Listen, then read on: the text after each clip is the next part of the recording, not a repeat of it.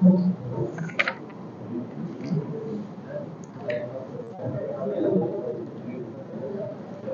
bismillahirrahmanirrahim. Assalamualaikum warahmatullahi wabarakatuh. Alhamdulillahirabbil alamin wassalatu wassalamu ala asyrafil anbiya'i wal mursalin wa ala alihi wa sahbihi ajma'in. Subhanaka la 'ilma lana illa ma 'allamtana innaka antal alimul hakim. Rabbi shrah li sadri wa yassir li amri wa hlul 'uqdatam min lisani yafqahu qawli. Amma ba'd. Ya.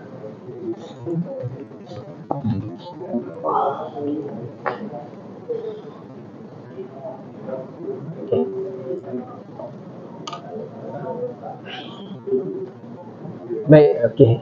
Jadi pada pagi ini saya nak share sedikitlah ilmu dengan tuan-tuan dan puan-puan, di mana biasanya kita tahu tentang dosa-dosa besar macam tu, tapi kita tak dimensionkan apa itu dosa besar yang macam mana dan sebagainya.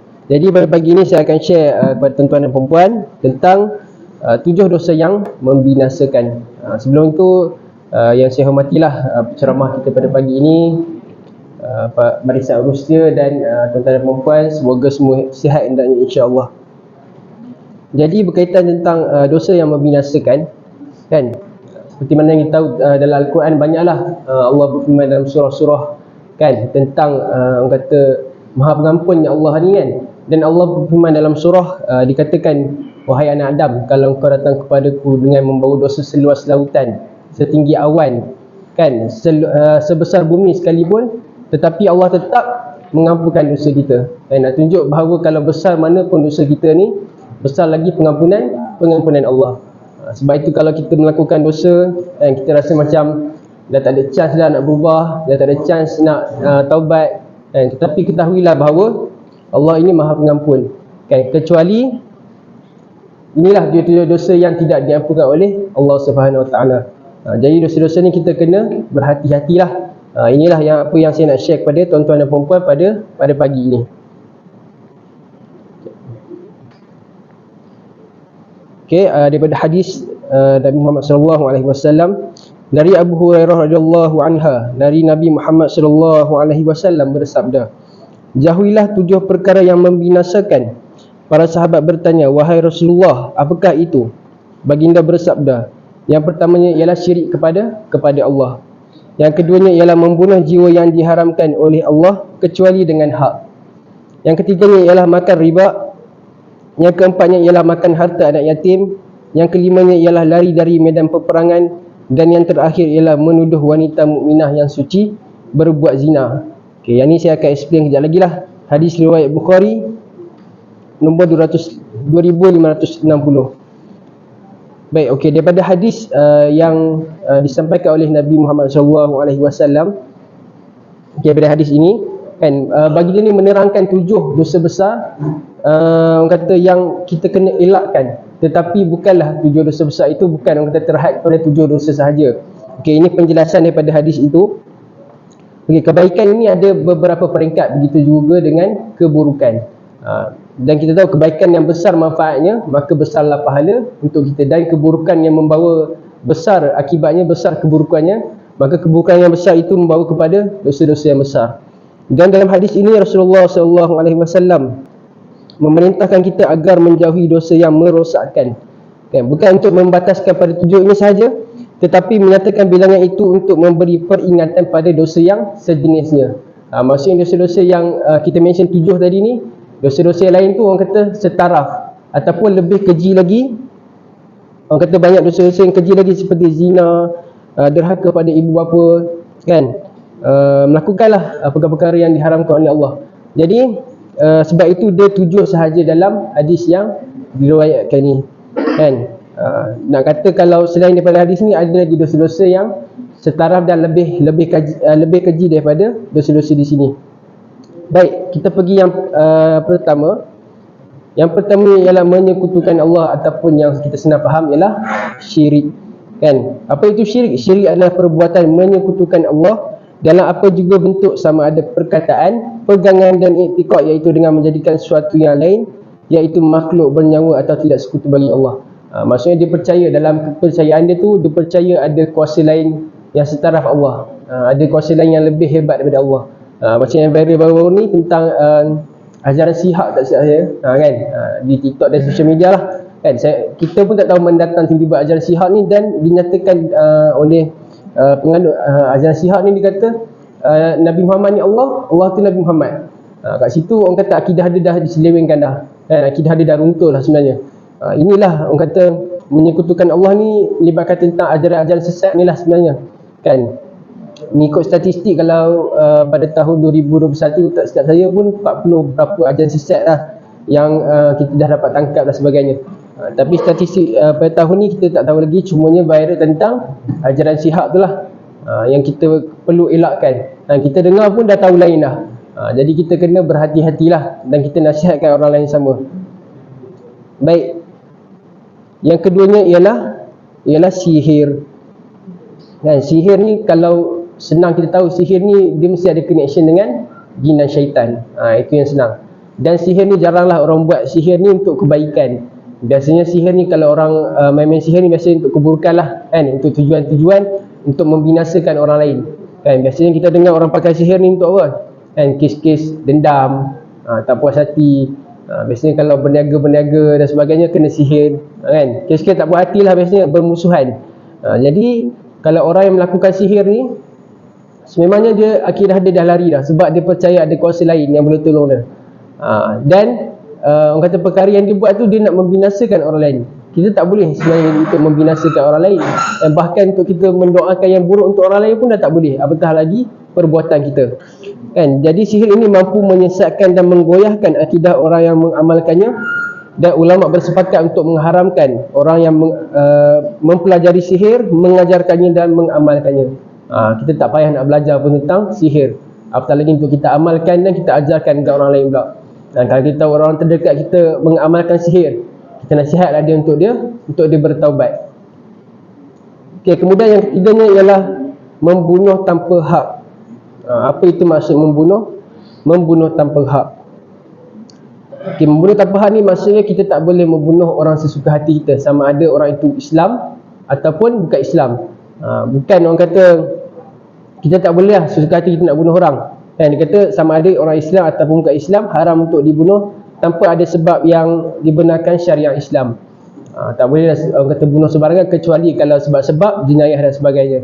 Kalau daripada segi yang ni saya tak tahu sangat, kalau daripada segi kalau dadah sebagainya, dia kalau tokan pun boleh kena gantung kot, tak silap, betul, kan. Kalau orang kata capai dia punya banyak sangatlah dadahnya, kan. Maaflah kalau saya tersilap, itu yang saya tahulah. Jadi kes-kes jenayah yang melibatkan orang kata jenayah yang berat, yang teruk, itu kalau sampai tahap dia mungkin itu boleh orang kata membunuh dengan alasan kukuh, kan, kita tali gantung lah maksudnya.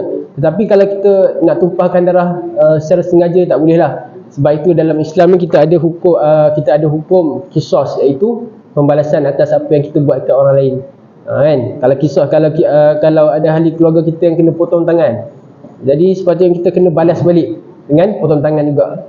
Tuan-tuan dan puan bolehlah search hukum qisas. Okey. Sebagaimana firman Allah dalam surah Al-Maidah ayat 32, bahawasanya sesiapa yang membunuh seseorang manusia dengan tiada alasan yang membolehkan membunuh orang itu, melakukan kerosakan di muka bumi, maka seolah-olah dia telah membunuh manusia semuanya. Kalau kita membunuh orang yang tak bersalah ni, umpama kita membunuh manusia semuanya. Dan sesiapa yang menjaga keselamatan hidup seorang manusia, maka seolah-olah dia menjaga keselamatan seluruh manusia di atas muka bumi ini. Allah berfirman dalam surah Al-Maidah. Jadi kita kena jagalah, jangan buat kata perkara-perkara yang tak masuk akal, kan. Jangan buat perkara-perkara yang masuk dalam dosa besar yang dilaknat oleh Allah. Okey, kemudian yang keempatnya ialah memakan harta anak yatim. Kes ni biasa kita dengar lah, di mana kalau pusat-pusat jagaan yang menempatkan anak-anak yatim ni banyak kes dah. Dan kadang-kadang orang bagi bantuan duit, orang bagi bantuan pakaian, orang bagi bantuan macam-macam makanan dan sebagainya, tetapi tidak sampai kepada anak-anak yatim tu. Biasa dah kita dengar kes ni. Dan anak-anak yatim tu kadang-kadang ada yang kena dera dan sebagainya, kan. Kita tengok baru ni kes yang kena dera di Pasir Gudang, kan, di mana dijaga oleh maknya yang bercerai. Tengoklah macam mana budak tu kena, kan. Jadi kita tak boleh lah sembarangan kita orang kata menganiaya anak yatim. Sepatutnya kita kena memuliakan anak yatim ni. kan. Dan sebagaimana firman Allah, dan berikanlah kepada anak-anak yatim yang sudah dewasa itu harta mereka, janganlah kamu menukar yang baik dengan yang buruk, dan janganlah kamu makan harta mereka bersama hartamu, sungguh tindakan menukar dan memakan itu adalah dosa yang besar, kan. Kadang-kadang ada kalau daripada segi ahli keluarga pula, kadang-kadang ada ayah saudara dia, mak saudara dia ambil, orang kata, bahagian dia, harta dia yang ditinggalkan oleh arwah ibu atau bapanya, kan. Ambil apa lagi, bahagian biasanya harta lah kot, rumah ke tanah dan sebagainya. Jadi biasanya isu-isu beginilah yang dianiaya, yang kena atas anak-anak yatim ni. Dan Allah berfirman dalam surah An-Nisa pula, sesungguhnya orang-orang yang memakan harta anak yatim secara zalim, sebenarnya mereka itu menelan api dalam perutnya, dan mereka akan masuk ke dalam api yang menyala. Dan sebab itu kita tidak boleh menganiaya anak yatim. Dan kalau kita nampak temukan kita buat program atau kita melawat di pusat jaga anak yatim, sebaiknya kita memulakan mereka, kan, gosok kepala, kan, pahala lah, kan. Kita layan, kita santuni anak yatim dengan baik. Yang mana kita boleh tolong, yang mana kita boleh bagi kepada mereka, kita lakukanlah dengan ikhlas. Itu yang terbaik, kan. Janganlah kita menganiaya anak yatim seperti pusat-pusat jagaan, kadang-kadang hantar pergi Petronas minta derma, kan. Kira macam penindasan lah tu, tanpa kerelaan anak yatim ni, kan. Yang kelimanya ialah dengan memakan riba, kan. Jadi apa itu riba? Dari segi bahasa, riba bermaksud lebihan ataupun tambahan. Ia juga boleh didefinisikan sebagai segala bentuk tekanan yang berlaku melibatkan urusan jual beli. Biasanya riba ni antara jual beli dan penjual dan pembeli lah, kan. Dan riba ini ada dua bahagian, iaitu riba al-duyun dan riba al-buyu. Di mana riba ini melibatkan kebiasaannya lah, melibatkan transaksi yang bertangguh serta pinjaman.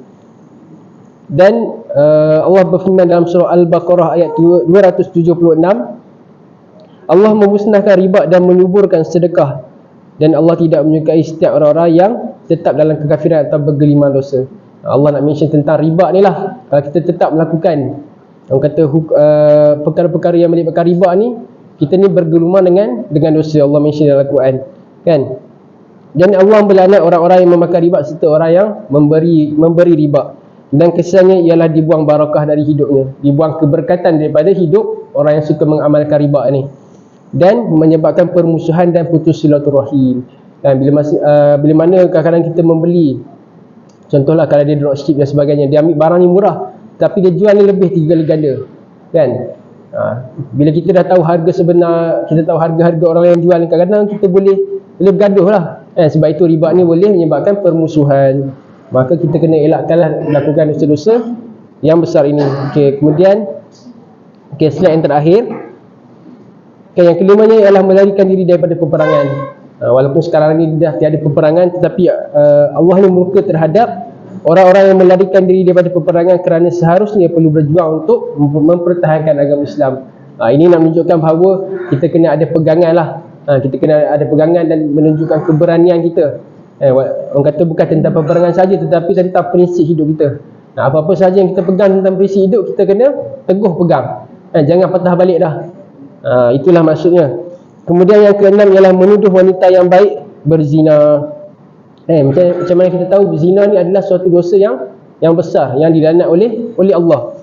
Dan orang-orang yang melemparkan tuduhan zina kepada perempuan yang terpelihara kehormatannya, kemudian mereka tidak membawa 4 orang saksi, maka sebatlah mereka 80 kali sebat, dan janganlah kamu menerima persaksian mereka itu selama-lamanya, kerana mereka itu adalah orang-orang yang fasik.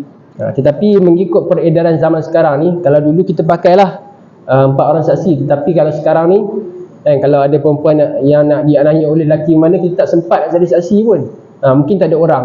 Sebab itu zaman sekarang ni, mengikut peredaran tu, kita sekarang ni cek pakai di DNA saja. Itulah sebabnya. Dan hukuman yang dikenakan 80 kali sebat ni disebut sebagai hukuman qazaf. Sebab tu kita tak boleh tuduh orang sembarangan. Sebab tu para suami, kan, para ayah kena jagalah anak-anak dan isteri. Bukan kita nak menuduh, tetapi zaman ini adalah zaman fitnah. Orang boleh buat macam-macam dengan ahli keluarga kita. Sebab itulah kita kena mengelakkanlah daripada perkara-perkara sebegini berlaku. Jadi saya tak tekan lah, minta maaf. Okey, ini poin yang kelima dan keenam yang tadi ya. Okey. Okay, jadi 7 dosa besar yang saya mention kat ini adalah dosa yang tidak diampunkan oleh Allah kecuali dengan bertaubat bersungguh-sungguh. Taubat tu macam mana definisi dia? Kita menyesali, kita dah tak buat dan kita kena tinggalkan terus perkara itu. Kalau kita tak bertaubat dengan bersungguh-sungguh, tidaklah diampunkan oleh Allah. Sebab 7 dosa besar ni adalah yang paling besar lah ni. Kita kena elakkan daripada kita melakukan dosa-dosa yang besar ni. Jadi apa yang saya sharekan pada pagi ini, saya harap dapat manfaat untuk tuan-tuan dan perempuan kan. Moga-moga kita terhindarlah daripada melakukan dosa-dosa kecil maupun dosa-dosa besar ini yang saya ceritakan tadi kan. Moga-moga kita ditetapkan keimanan kita kepada Allah Subhanahu Wa Taala. Saya rasa itu sahaja. A'udzubillahi minasyaitonirrajim. Bismillahirrahmanirrahim. Alhamdulillahirabbil alamin wassalatu wassalamu ala asyrafil anbiya'i wal mursalin wa ala alihi wa sahbihi ajma'in.